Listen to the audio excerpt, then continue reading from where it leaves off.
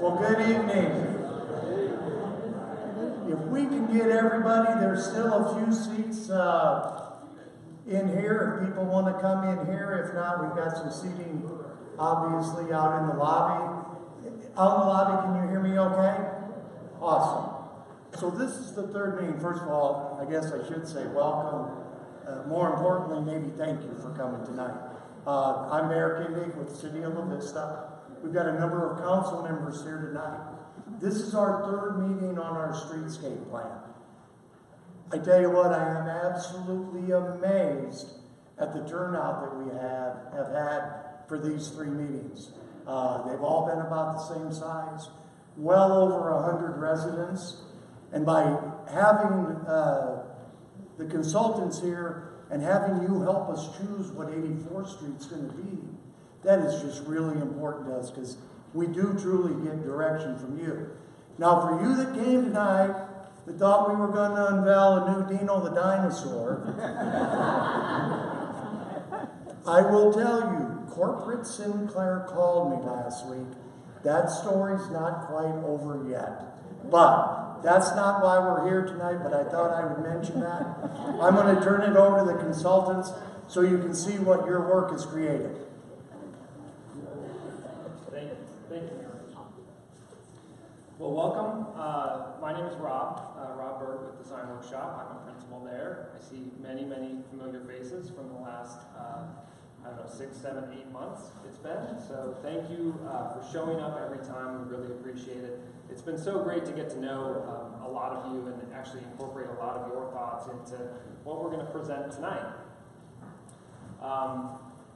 The schedule for tonight, we're gonna let Rita talk a little bit about all of the other fantastic things happening along Corridor 84. This is just one of three significant projects that are occurring. I'm going to talk a little bit about the schedule. We're just wrapping up sort of phase one of a two-phase project. This is the conceptual schematic design, and so this is the picture that then guides us into more of the detailed design. We'll talk about the engagement summary. I have to echo what the mayor said. We come into a lot of different communities, but it is amazing to see the turnout and the feedback that we've gotten from all of you and all of the folks online as well. The feedback has been fantastic, and hopefully you see your fingerprint or portions of your fingerprints on the plans tonight. And then I'll walk through the design concept. We have a bunch of renderings that you probably peeked at a little bit in the back, and then we have a kind of a video fly-through, walk-through thing to really give you a sense of the direction that we're hoping to go as we move into the second phase of this project. I'd be remiss to not recognize our fantastic team, Design Workshop. We are the landscape architects and urban designers, but we're supported by phenomenal consultants on this project. I saw Charlie walk in from Schemmer. The guys at Schemmer on the civil side and the structural side have been fantastic, helping us along the way. We have traffic consultants from LSC. Clanton is our lighting consultant, and then WaterCentric has been involved in water calculations for us. Internally, we've met with basically all of the city staff members. But we have a very core kind of group of folks that we meet on a very regular basis, at least once a week for the last, 7 months or so. So we've really gotten to know your city staff. Chris, Rita, and Ann can't be with us tonight, but those three folks have been instrumental in guiding this process for sure for us. With that, I'm going to hand it over to Rita to talk a little bit about the other projects. Thanks, Rob. Well, if you've been here before, you've heard me talk about it. I usually start at the south end and try to come this way and give you a little update as to what's going on. If you haven't been here before, it'll be new. If you have, you've probably heard some of it. But starting out by the McDonald's, if you've been to McDonald's, you know that they redid their parking lot. They have a permit in to actually remodel their building. So some of that will be starting soon. There's new concrete there that goes into McDonald's, starts to go into the new development. You can see that. The building that you see going up at that end with the big tall pillars that have the tires on the top, we're not really sure why the tires were there, but that is First National Bank.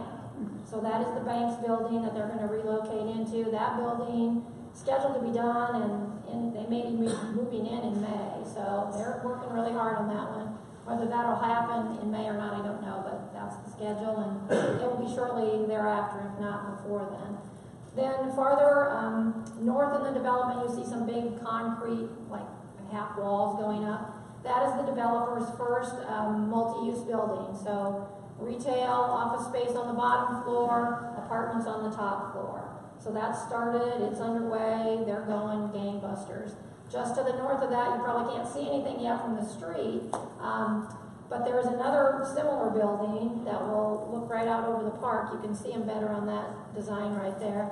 They're doing footings and geopiers and that kind of work exactly for that building already as well.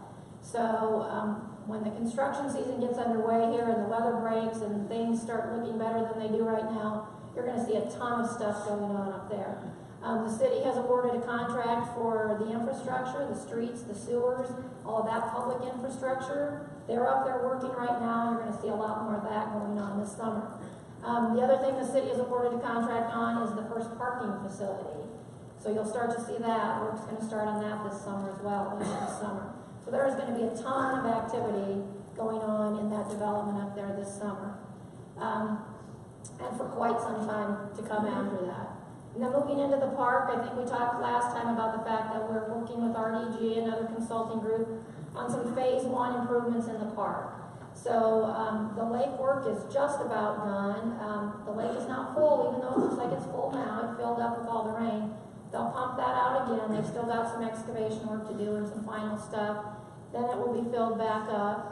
The first phase of the park work is some trails, so there'll be trails around the lake. There'll be an access road up to the development for fire, stuff like that.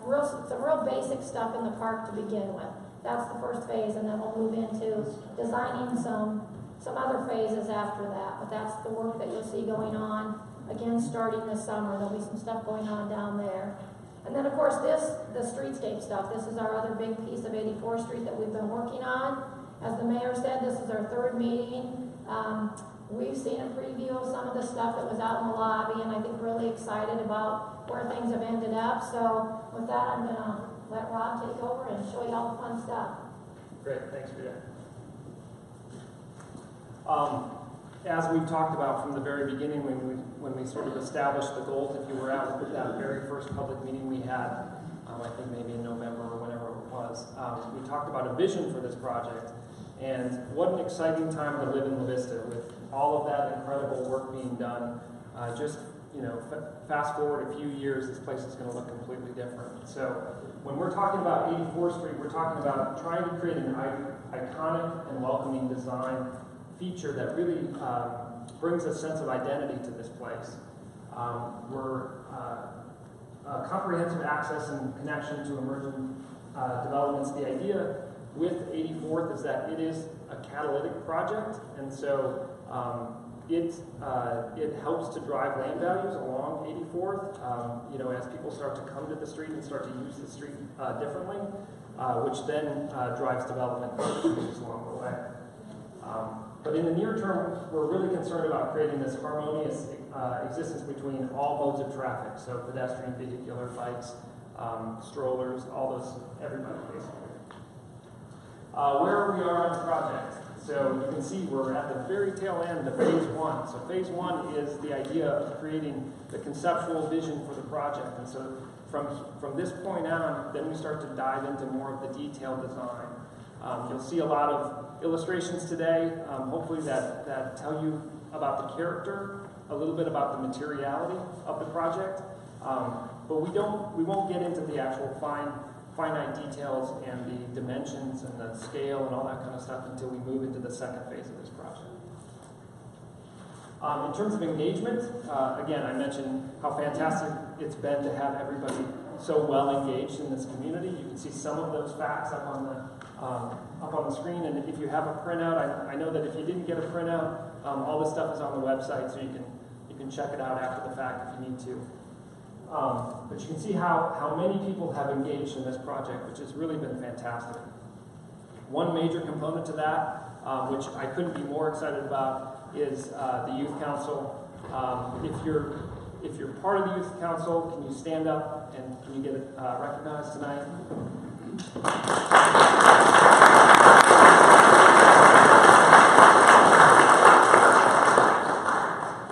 So this group of high schoolers have met on a regular basis, and we have had so much fun engaging with them. The first two public meetings you heard specifically from them about what they were hoping to get out of 84th, and then we talked a little bit about budgeting and prioritization the last public meeting. It's just really been fantastic to engage with these folks and hopefully do a little bit of recruiting to get them to become urban designers and landscape architects in the future. So thank you, everyone. So a lot about what we're going to show tonight. Again, hopefully you see your fingerprints on this plan a bit. What we heard along the way, we heard a lot of things. We had the keypad polling if you were part of those meetings, so you saw how your feedback was being captured in real time. Some of the big kind of taglines were modern but cozy, comfortable to walk with kids, safe sidewalks. I think all of this starts to push us in a direction of thinking about 84th in a completely different way. And so what we're trying to do is create a new piece of infrastructure along 84th where people actually come to and they circulate on. In the near term, it may feel a little more like a greenway, connecting southern portions of La Vista to the park, to northern portions of La Vista, to the underpass that might go underneath 84th Street. As this whole area evolves, we'll see densification and we'll see more development, and then the character of 84th will change and evolve with that. So here is the master plan. I know nobody can see this, and we have a 20-foot plan, or I guess a 12-foot plan rolled out there, but we're going to look in detail, and if you have a printout, you can follow along. But we're going to look in detail, and obviously there will be plenty of opportunity after this short presentation to go check things out in the lobby as well. So we'll start south to north. We'll start at Giles, and we'll look at this segment by segment. And why that's important on a project like this, when we do a typical streetscape project in an urban area, we typically end up with a magic cross-section, if you will. Something that repeats itself block after block after block. So the sidewalk is the same width, it's in the same location, you plant your trees exactly in the same line, and it looks very ordered and organized. When we first started on this project, we realized that we had to throw that concept right out of the window. We had to understand that we're looking more in about 500-foot sections at a time. The grade changes dramatically as you move south to north. It dips down and then it comes back up, especially at the park. And so we couldn't just pick one cross-section and spread it like peanut butter. We really had to look specifically in multiple cake slices, if you will, along the way. To further explain this, we started to break this down into diagram form, and what you end up with are these varying character zones. And so we have retail character zones, we have park and residential character zones, we have connections to places like this, our civic node for the city. And so each time you go through a different character zone, the cross-section needs to adjust to fit that area. What we're hoping for, and I think what everyone is hoping for, is that as we develop this streetscape and all of the projects that Rita was referring to, we start to identify future opportunity for development. So there's areas like Brentwood Square that sits, as a development today, but the future of that area, we're going to show some ideas of what the future of that development could look like tonight.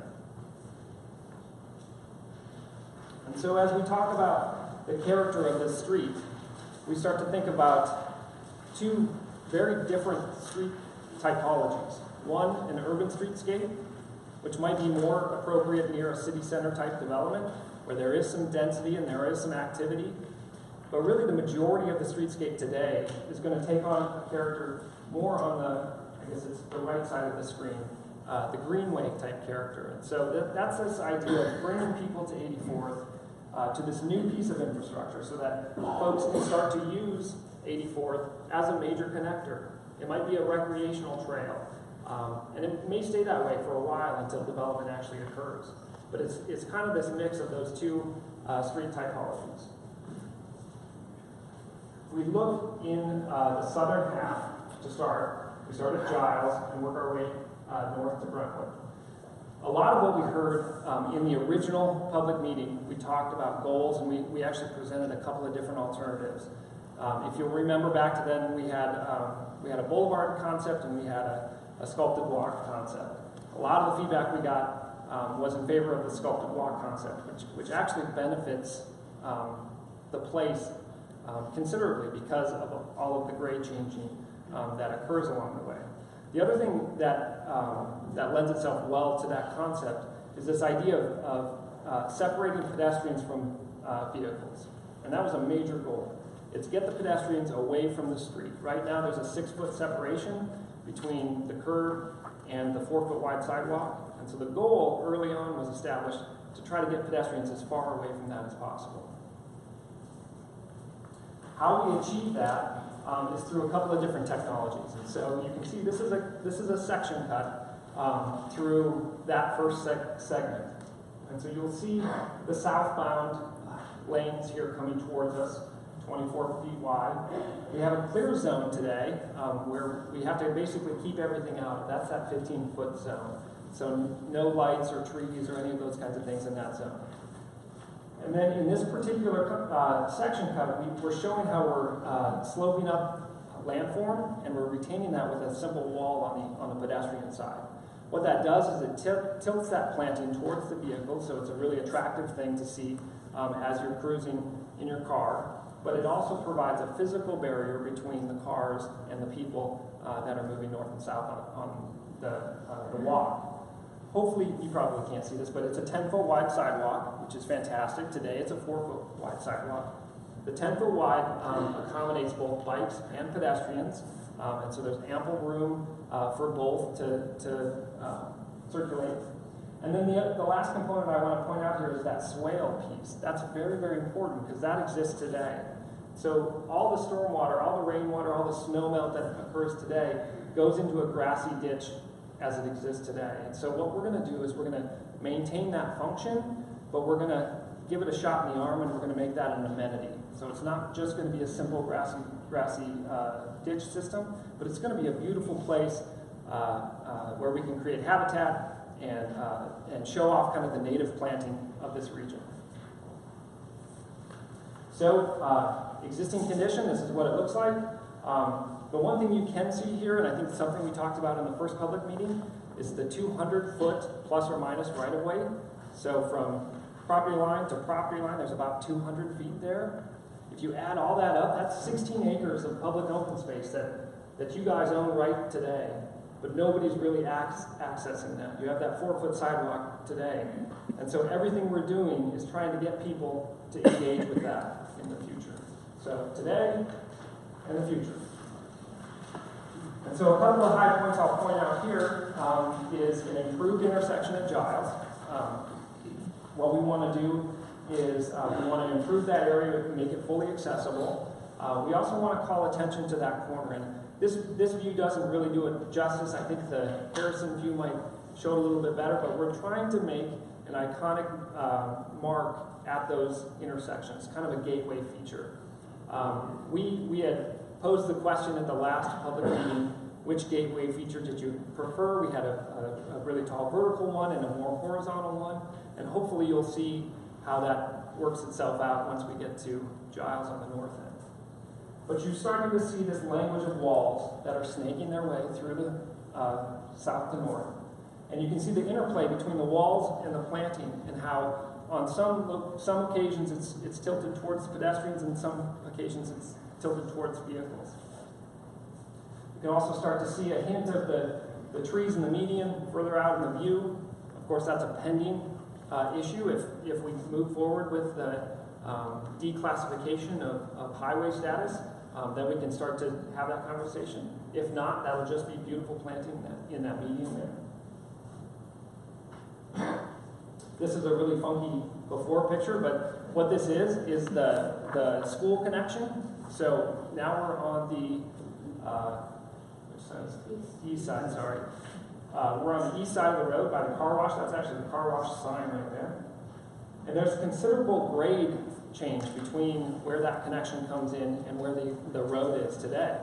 And so you can see what again, that language of walls and planting and seating elements can do in a space like that. And so we're trying to create these social nodes, or these gathering places along the way, which was a comment that really was born out of the kids group. One of the first meetings we had there, it's thinking about 84th in a different way, trying to bring people to the street. Now we're further up, a little bit further up north at Brentwood Square, and one thing that's really visible here is the drainage ditch. And so we're taking water from the Brentwood Square development, we're taking water from 84th, and we're taking water from south to north, all moving its way to the park, basically. And so here's just an idea of what that might look like. You see this kind of plaza-type space. This was one of the questions in the second round of public meetings, where we started to ask questions about materiality. We heard loud and clear that we wanted more park-like furnishings. We wanted more natural-type walls as opposed to kind of the urban walls that we may have shown. We wanted more park-type signage and lighting. And so if we talk first about the planting, I'm going to go through a couple of the different elements. There is as you would imagine, there is a laundry list of, and it's rather short, of approved tree species that we can plant in the state highway. If, again, we declassified and the plant list broadens a bit more. But there's also, smart plants that we want to plant here. And so we're looking at only native plants to this area, or to this region of Nebraska. There actually, believe it or not, and I didn't believe it, and might have proved me wrong, but there's actually saltwater plants in Nebraska. You guys probably all knew this. I had no idea. So closer to Lincoln, there is a saltwater marsh community of plants. I thought these were just saltwater tolerant, but they're actually saltwater. So pretty cool. Why that's important is a lot of salt goes on the roads, as you guys know. And so we have to be careful about burning those plants when we get the drainage from the roads that goes into these marshes. And if we plan for that, level of salt, we can be smarter about the survival rate of those plants.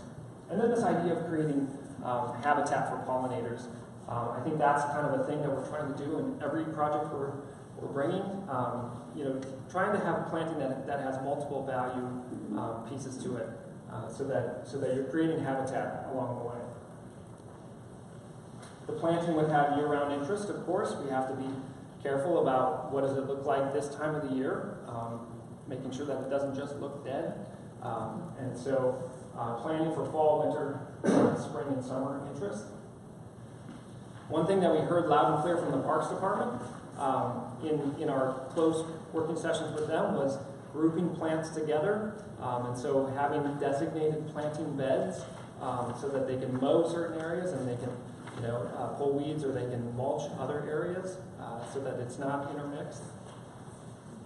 The vision for the planting really is to create high-performing plant communities with year-round interest that really celebrate this ecology. And so it's not plants from around the world, it's plants that are native to eastern Nebraska and are appropriate here and take the right amount of water and care that exists here.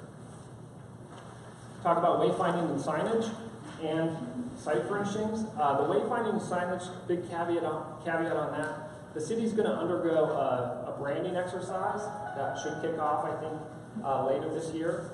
And so what you see here doesn't necessarily reflect the final design of any kind of signage or wayfinding.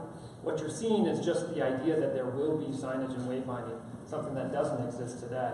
And so at these social nodes and at intersections and things, you'll start to understand, okay, I just went a quarter of a mile, or if I keep going another quarter of a mile, I'll make it to City Hall, or I'll make it to the park, or something like that. And then the furnishings, again, loud and clear, we heard more park-like furnishings with backs, so they're comfortable. We had shown maybe some more modern stuff in another presentation, and so overwhelmingly we heard that we wanted more park-like furnishings. This is kind of the idea that when you create a signage and wayfinding package, that design can permeate into all the sort of features. And again, this is very conceptual at this point. This would all be informed by that branding package. The next component are the walls themselves. We heard natural materials. We want to do that as economically as possible. We can't do stacked stone for 2 miles. We have to use some tricks. And there's things we can do with form liners and concrete walls that can mimic some geologic patterns that are native to this region, which I think could be really fun. We can use color in that concrete to warm those walls up as well. The next component we're going to talk about is the city center component. Again, this is where the character of the sidewalk and the streetscape changes. This is that middle section. We're going to specifically talk about areas between Brentwood and City Center. In this, the wall, we're a little more constrained in our right-of-way because you've got turn lanes, you've got a right turn in, a right turn only pocket that goes into City Center as we're heading north. And so we don't have quite as much right-of-way to play with, but there's ways to still have a very comfortable pedestrian experience. We also have a couple of components that we want to address. We have some surface parking lots, we have some large parking structures, and then we have some commercial retail that comes right to 84th, and so each one of those gets a little bit different treatment. This is that view today, not really today, but a while ago. And so here's this idea, I believe we're at Brentwood right there, and here's a bus stop. And I don't know if you can see it, and actually that's kind of the point. There's that surface parking lot that we're looking at. And the idea is really not to completely mask all of the cars, but really to take sort of the headlights and the fronts of those cars out of view. It's sort of a retail trick. You want to show that there's parking and people can park there, but you don't necessarily want to see the entire car. And so we like to bring that screening up to about 40 inches or so, 42 inches. So that's why you see sort of the tops of cars there. There'd also be breaks in those walls. As you can see, there's planting in walls and breaks. And the idea is you could park in those parking lots and get onto sort of this greenway connection and maybe access the park or access other amenities along 84th Street. This is a kind of a zoomed in look, aerial perspective of the right in, right out area. You can see how we were just talking about the surface parking lot. We want to do some screening there. Here's a condition where we don't want to add trees right up against the commercial area. We want to open that up, so high visibility into the retail. This is where we have a pedestrian crossing. You can see how the retail engages with 84th and it engages with the street there. And then this next view, what's interesting about this, we're going to start showing little shots of the bridge-like structure, which is really fun and has been really fun to develop, and hopefully you like it. But you'll start to see here there is no sort of visual terminus. If you focus on the road, it just seems like it goes forever, right? There's nothing that stops that view.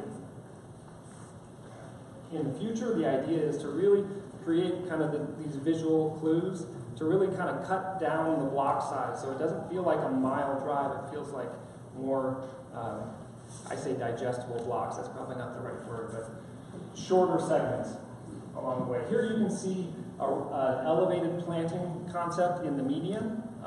This would be with or without trees. The idea is to get that planting up out of the salt in the medians so that we protect it and it's easier for maintenance as well. So now we get to the park. Lots of exciting things happening at the park. We've been working really closely with the RDG team, which has been fantastic to try to coordinate efforts and bring walks into the park and not duplicate walks, so that when you're traveling south or north on 84th, that you actually engage with the park. So hopefully we can show that. You can see how there's sort of that dip into the park there. The idea behind that is to really kind of create a plaza space right there that has a bit of an overlook into the park.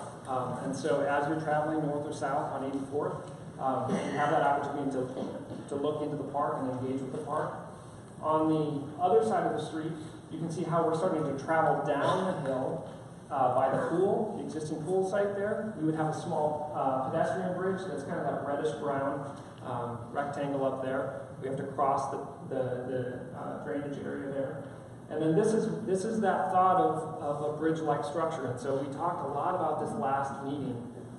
We had a lot of voting on what we liked, what we didn't like in terms of crossings and different bridge elements. And so we took what we heard from everybody in the community, the online voting, and we've incorporated it into this design. But you can see how 84th and the park really start to knit together into kind of one entity here. And so if we do a technical cross-section across that, you can see how there's a pretty big grade change between where the cars are and where the pedestrians are. And so, again, we have to change how we think about those spaces. Here's an existing view from in the park, looking south. And here's what that could look like as you're coming off of 84th and you're heading south. And straight ahead is kind of that underpass to connect over to where the pool might be.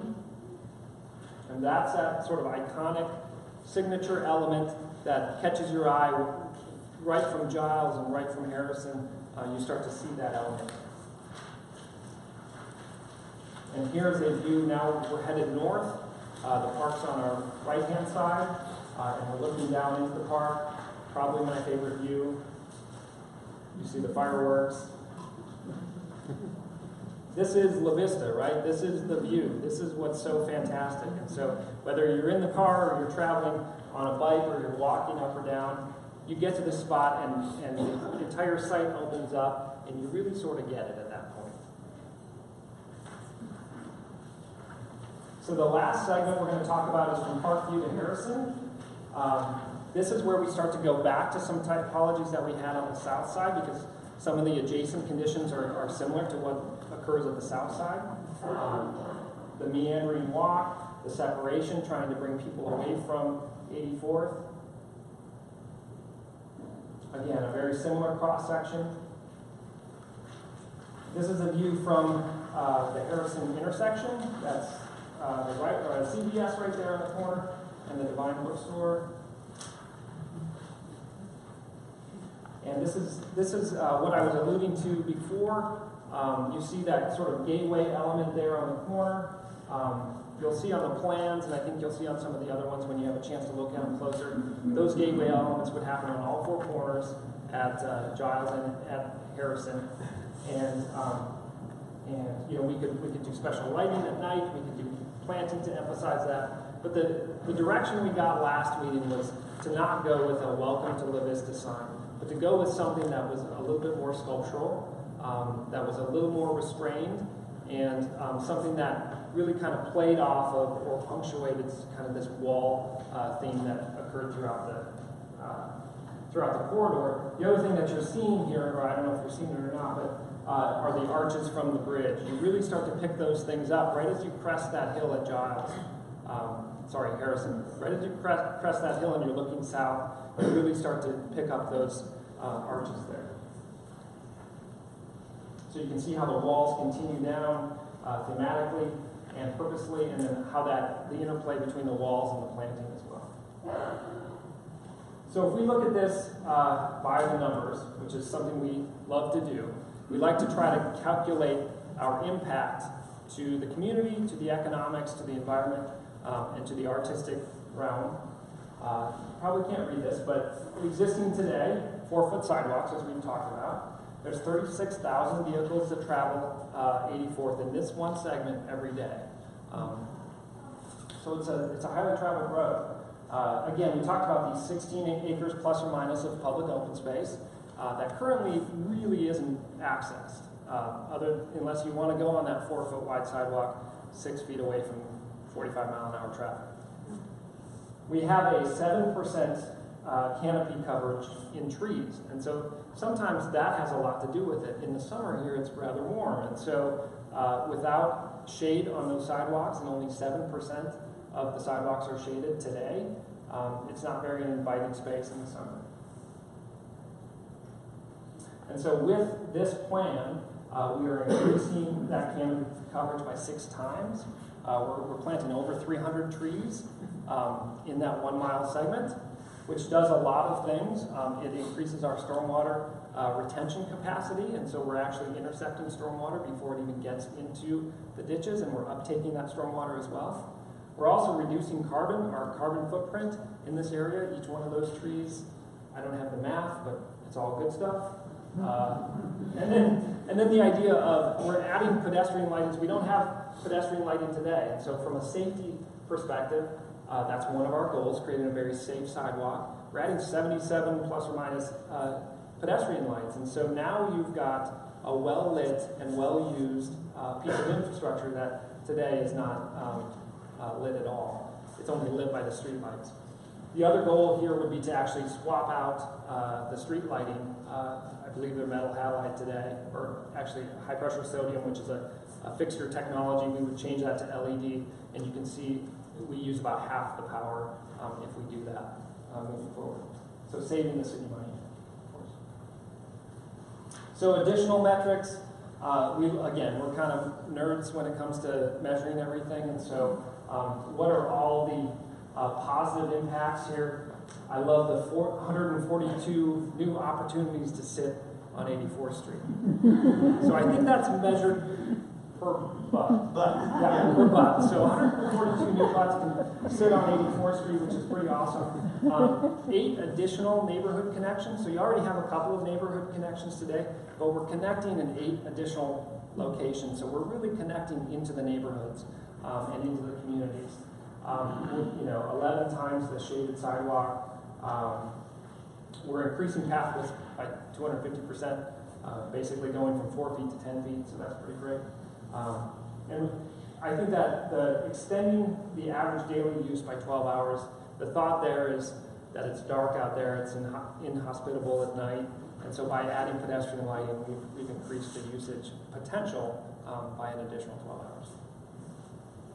So that is that. We have a really cool fly-through. I think it's really cool. That will show right now. I think we've added music because it gets a little creepy if it's just silent for 2 minutes or 3 minutes. So I'll talk through it. So we're starting at on the south end, similar to how we just walked through everything. And we thought this was important because then you really get a sense of what it's like to actually walk on the sidewalks and what it's like to drive. There's that music. So this is that first pedestrian node that we talked about. These are new connections back into new development along the Brentwood Square area.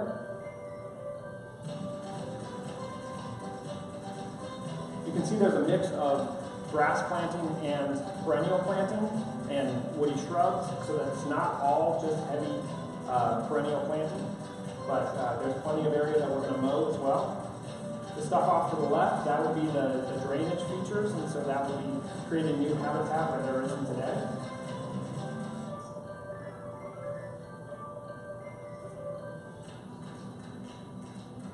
All the white boxes were implying what the future development could look like along the way. So now we'll pretend we're in the car here and we'll start heading north. I guess a really tall car.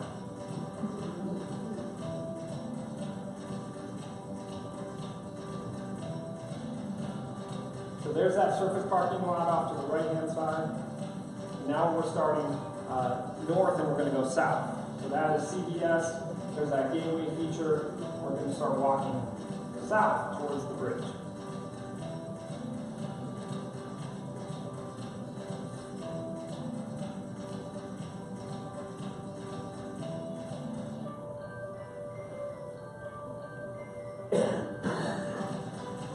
These are those connections back to the retail, back to the commercial, and back to the neighborhoods.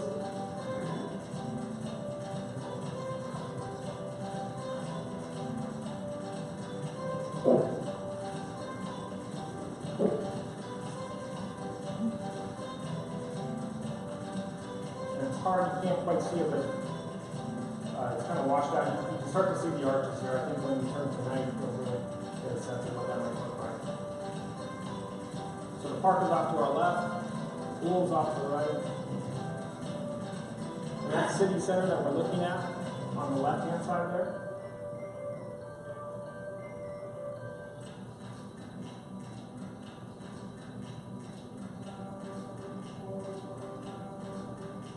that's the underpass that pedestrians can connect.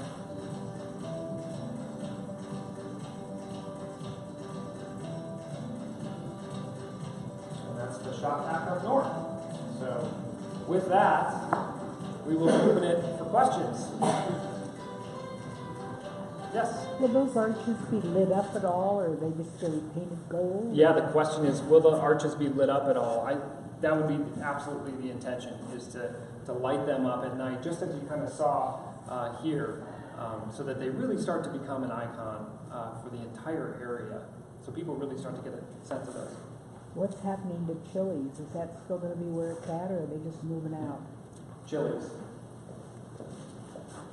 The developer has finally reached an agreement with Chili's, and so that was unknown for a while, but it is known now, and they are trying to work on relocating into the development. So ultimately, you'll see the First National Bank building and the Chili's building and the FedEx building go away, but he is working on something with Chili's right now, and their intent is to relocate into the development, so. Yeah, go ahead. Last time you introduced the wall and the berm concept, which I thought was great, and I started thinking about once I got out of here for a while. Are we accidentally introducing a potential problem in the winter? Because you're bringing the wall between the sidewalks and the city and the streets, and you're talking about maybe being up 3 to 4 feet high and so on and so forth. That section right now is all the high ground. Winter storms, everything blows off pretty much. We don't have drifting. But if you start introducing those berms for great 3/4 of the year, 25% of the year, they could be introducing an impassable road because of the drifting, or the city having to buy new equipment to, like a snow blower, to blow it out there, because you can't just push it off the side. You've got these berms and everything now. Has that been taken into account? I think it's a good question. I think just so that you know, Public Works has been, I see Joe. Yeah. Is the city going to maintain this? Yes. The Yes. same employees that we have now? Yes. Exactly. That's what occurs today. Yeah, you want, the thing that I would say is regardless of the design, we have to stay at least 15 feet away from the side of the road. And so that's the first point that any kind of berming or anything could actually take off from. And so there is a buffer on both sides of the road that occurs. I think that's something we would study in terms of where the snow might. Yeah, one side of the road is side of the road could be different, but the Sure. other thing is, you're talking about you want to come up high enough to block cars that are parked on the side of their appearance. Is it possibly more practical to put in plants that only go up that high, that in the wintertime, people they're down there, the winds can blow through, the snow can blow through, and in the summer months, they come on back up, go back up, and they do what they want. You've got Nebraska grasses, Right. they're perfect. Yep. Yeah. I think those are great options. I think it's probably a mixable. So can't hear. Okay. Yep. Another question? Or right there. Sorry. All right. We answered your question. Maintenance. Right. Yes. I don't know exactly how to ask this question, but I see everything we're doing, within the project. I wonder what the impact will be on the vista around it. For instance, to the east, Central Park, the junior high. I've lived around here for 25 to 26 years. My kids went to junior high. My kids, my grandkids, my great-grandkids grew up in Central Park. So I don't hear about how we're going to maintain that. It's still going to stay there. Kind of goes along with his concerns about maintenance and security. Because there's going to be a lot more people around. I have a concern, and we'd like to know about it. So his question was, with all the additions of the amenities from sidewalks, the trees, the landscaping, how's the city going to be able to staff that? How are we going to be able to take care of it? But then at the same time, how are we going to maintain what I think are really good quality services in the rest of the city? I can tell you that since I've been involved in the city, and I think it went on before that, but definitely under the direction of our current city administrator and the council, we project out for a city quite a long time. We do a 2-year budget. Most cities don't, they do a 1-year budget. We actually project numbers out. In finances, 5 years is considered kind of a guesstimate, but we not only have projected out 5, we look out 20 years, because we know that we're going to have bonds that are going to be coming due. The best example I may be able to give you to answer your question is when we build our police station. We looked at what we were going to need in 20 to 25 years. So when they initially, we looked at the subdivisions that we could have, annex at some point in time, and the amount of officers that was going to need to be able to do to keep the city safe. So when we built that facility, there was actually some empty offices up there. They're filling in. It was cheaper to build it then, a little bit bigger, but we did a projection of all of our staffing, and we go through that every single year. And we don't just do it for 2 years. So this project will be incorporated into those staff studies. I know the Public Works has already looked at what they're going to need. And the one thing you should know is we will always look at the most efficient way to do things. So I don't want to, the goal would be that our Public Works Department would take care of this whole area. But you know what? If we can save money by contracting that out and not having to bring on extra employees, we'll at least take a solid look at that to make sure that we're doing it the right way. Those projections are in the works and some have already been made. So, Doctor, did you have a, I'll come your way, sorry, Gary.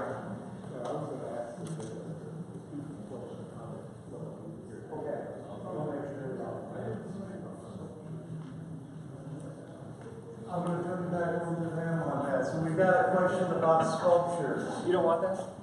No, I'm not real artsy, guys. I took a chance wearing a red tie today. I'm kind of in the box kind of guy.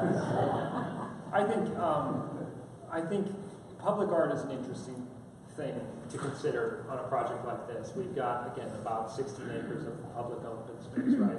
And so what could be incorporated to reinforce the idea of being in La Vista, and so that it's very place appropriate, that it's not something that is brought from out of town that's plopped in here, that kind of thing. The idea behind the walls is to use sort of a subtle sculptural move that could be accentuated at specific areas. So particularly at Harrison and Giles, we could actually take those walls and accentuate them and make them more than just sort of a functional element. And so we were trying to be a little bit more subtle than pronounced with the art. But I think there's an opportunity, to think about basically 2 miles of sidewalk, a mile on either side. There's opportunities absolutely for art along the way. Just to tag on with that a little bit, Rob doesn't even know this, but we had a conversation just this week with the developer of City Center, and we talked a little bit about public art and his ideas about what he wants to do in the development.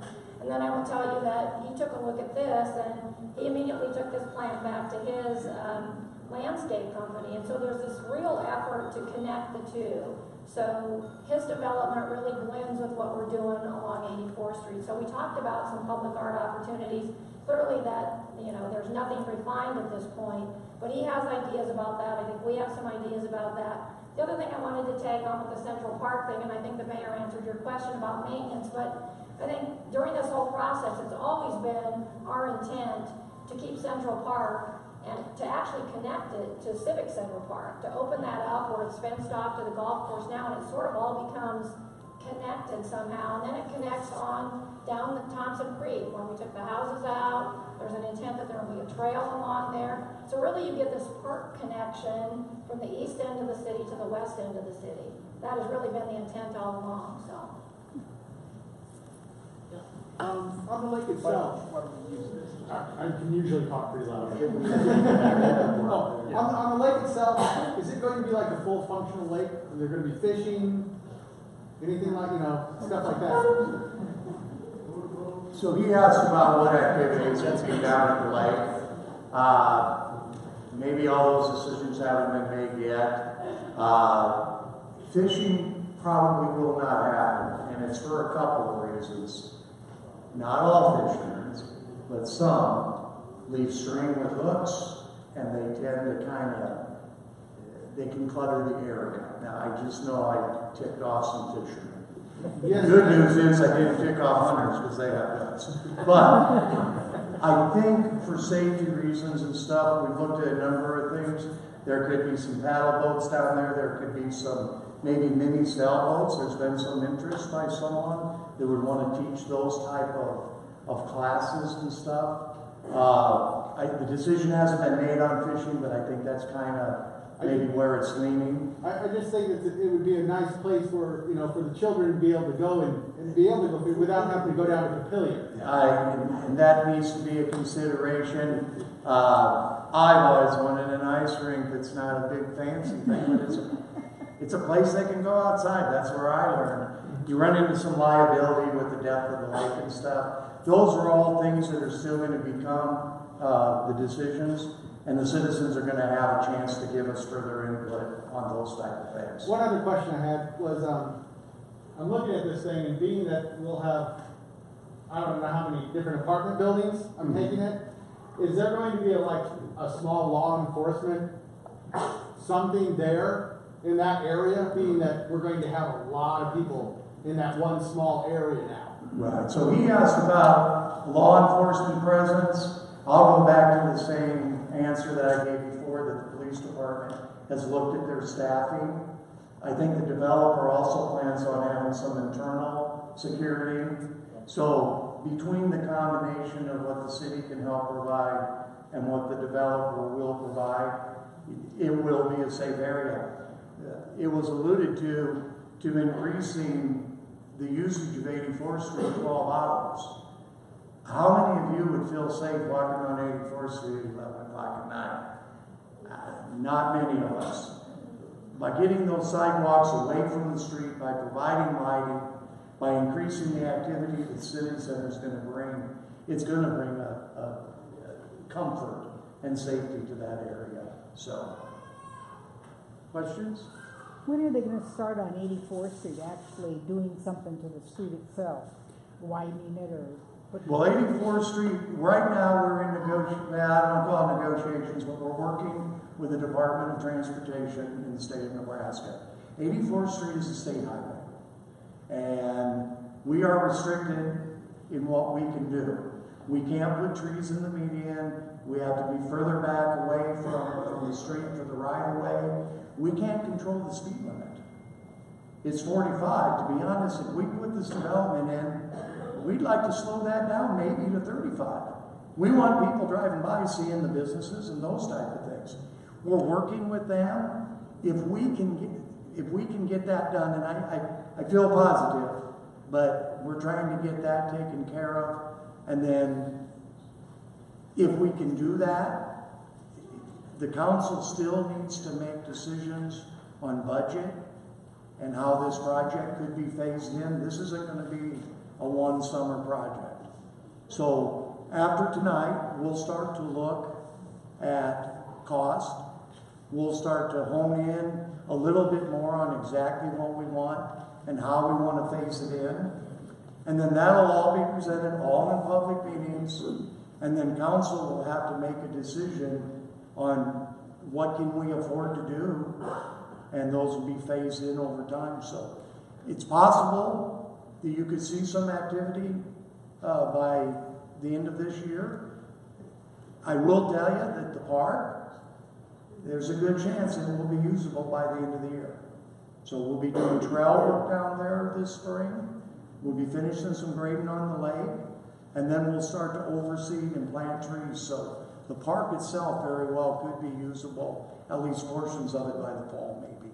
What happens if they won't go along with putting the trees and the median and all that? What happens then? Do we change our plans? So she asked, what happens if the state doesn't go along with our plans? We showed you the conceptual vision that they will. We would have to take some things out. The canopy of trees down the middle would probably have to go away. They probably wouldn't let us do the bridge. But we've had some positive meetings with them, and you'll see the report on that. Hopefully we could get some press on that when that happens. If not, it'll be in our newsletter or on our website, so we'll keep you informed. When will a decision be made about 84 being under this control or state control? As soon as we're working with the state now, he asked about the when will it be under La Vista control. As soon as we can get the state, we've had a couple meetings with them. I would hope, I get in trouble when I would hope we can get some type of decision from them within the next couple of months.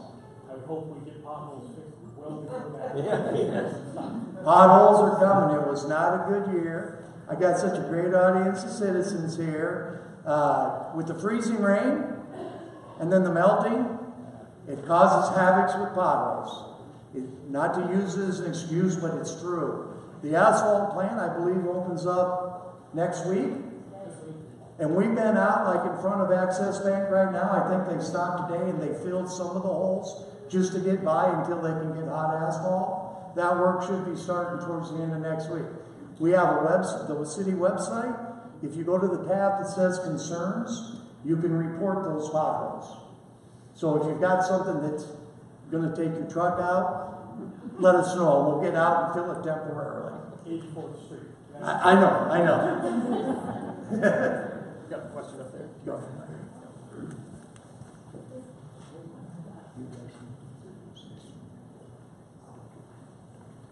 I've heard rumors that the building would like to do something also. Is there any knowledge to coordinate with both of them? Is that what we're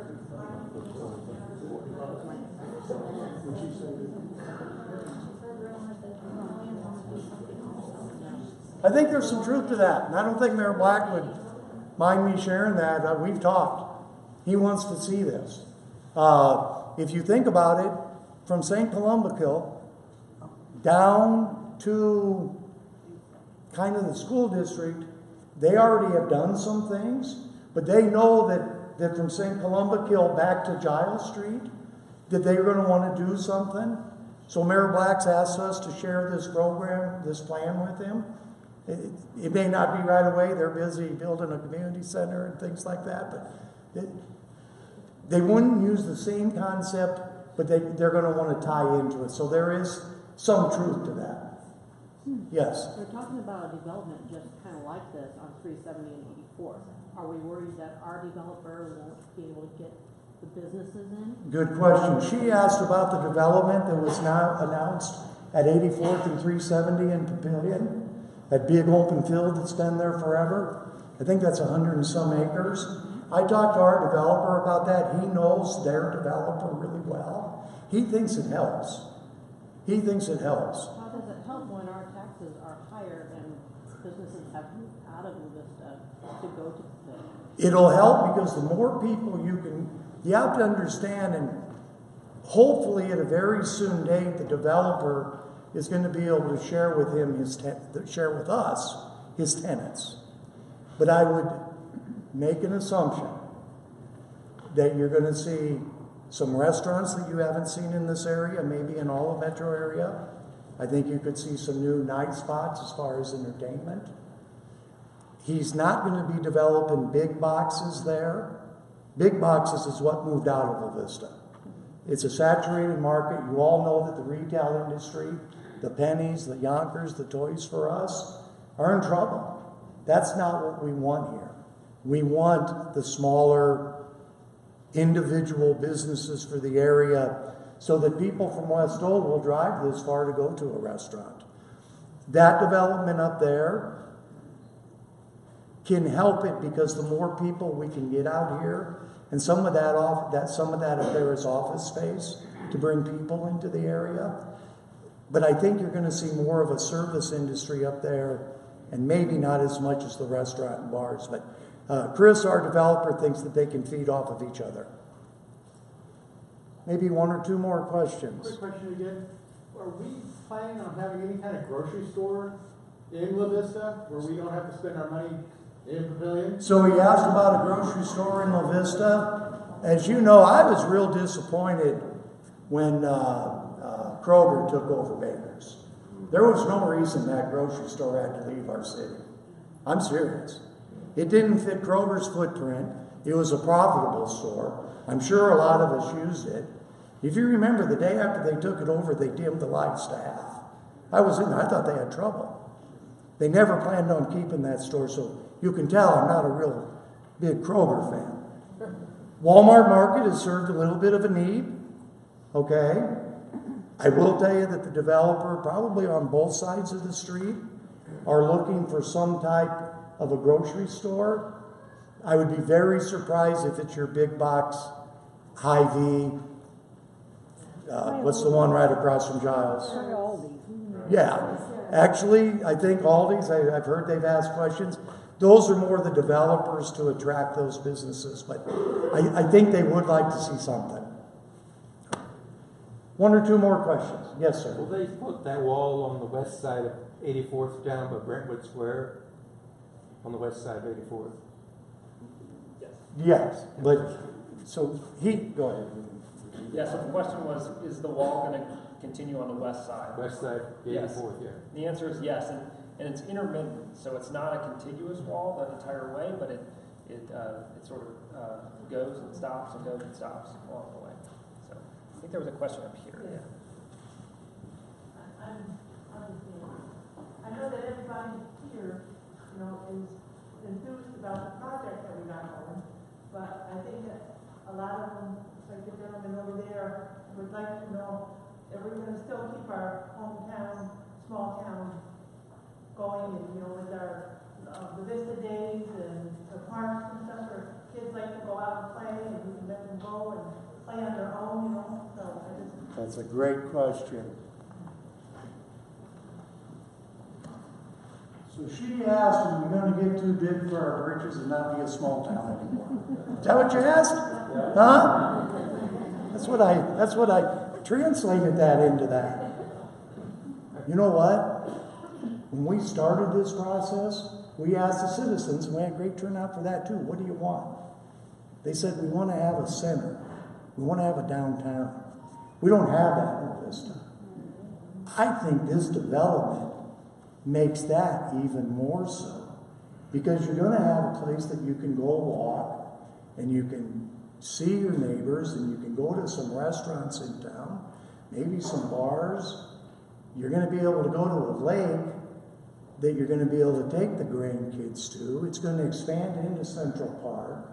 It's going to give us some options on expanding the Vista Days. So, are we growing? Yes. But at the same time, we do want to keep that. And if you don't mind me just a second, we do know that this is a very high dollar project. And we're not going to be able to afford it all at once. And we're making a big investment. But 84th Street is really the heart of our city. We need to do it. And without the city's participation, it's sat empty for 13 years. I've been lucky enough to be mayor for 13 years. Walmart had announced they were leaving before I was mayor. So we need to make that investment back into the heart of our city. But I can tell you, you guys are served by some great council members. There's 2 per ward, basically 2 per neighborhood. But you know what? They look out for the best of the community. But we've got big projects in the rest. We're going to probably look at the entire park system this year. We've got some money in the budget to start updating them. We've got old signage, old playground equipment. We don't even have the safe mat for the kids. So we're making decisions on how we can upgrade all of our parks. If you were here 2 weeks ago or 2 council meetings ago for our 1 and 6 year road plan, you would have seen that the majority of our work is going to be in the other parts of town to do overlays and those type of things. So it's not glamorous, it's not glitzy like this, but east of 72nd Street, we're gonna have to redo the sewers and roads over there. Because it's the old two-pipe, or I'm out of my knowledge level there, but council says, but I always sound so good when I make stuff up. But we are looking at that long term. And Brenda, do you want to? I was just gonna think of one more question over here. Okay. But we are looking at that. We're not going to forget about the rest of the city. You guys have got great representation by your council, and I would feel free to call us and ask those questions at any time when we take one more then. Lodging, is there any lodging? So he asked about hotels or lodging. I know that the developer again has talked about that. It would probably be something on the smaller scale because obviously 3 miles away we've got 720 rooms right now. But he has considered that. The other thing, and this is all conceptual, but the apartment buildings are here. His plans where First National Bank sits is a corporate office. It'd be great to be able to get that business out here that would bring 300 to 900 employees. That gives us daytime traffic. That supports all of those mom and pop shops and everything else. So if that's the case, lodging makes perfect sense then, because business people will tend to have travel. Sure looks better than the trailer park we used to have. He mentioned the trailer park a few years ago. I don't remember that. I wasn't around. And the bubble church. And Bowman, you can't tell me the cops didn't chase you once through that swamp area riding a motorcycle. So maybe not Jim, but I know others in here. Alan Roman is one of our council members. And there's no doubt that old swamp area where the park is going to be, we think we've made some advancement. But what I'll tell you is, we do look at the finances. We're not here. I don't even want to say it's a legacy because that's too self-serving. But there's none of your elected officials that want to put La Vista in a financially dire strait. And we look at that and take it really serious. So we hope that you continue to stay active with us in this process. There will be public meetings. Check the websites. There's updates almost daily, it seems like. But come to council meetings. This turnout is, I guarantee the elected officials are all smiling. Because really, if we don't hear from you, we make up our mind and we make decisions. We want to hear from you because we want to give you what you want. I think before I close it, the youth council's got a little thing coming up next Monday. I just want one of them to talk. It's a can drive out the library. I just want to give them a chance to tell you what they're doing and All right, Tom from the Mayor's Youth Leadership Council, and we are actually having a food drive at the Vista Public Library from 5 to 7:30 on Monday, March 26th. It's going to benefit the Backpack Buddies program, and as an added bonus, you can get rid of some of your library fines. They're having a amnesty. Oh yeah, and one other thing, if you donate food, we're having a raffle for a free car wash. A coupon for a free car wash at the car wash that just opened, so you get your car washed as well. They're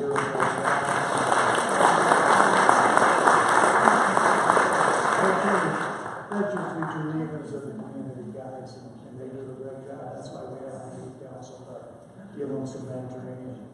I tell you what, I say give them some mentoring. I'm not so sure we had to learn more from them than they got, that we give them that knowledge. So, all right, we'll wrap it up. Well, I just wanted to say one more thing and maybe give an opportunity here. I think some of the questions tonight talked about 84th Street and what are we doing along there and when can we sit in the potholes and all of that stuff. There are some things that are going to happen sooner rather than later, and I'm going to let Jeff talk about that with some street stuff that's going on. I just wanted to make sure that you all knew about that.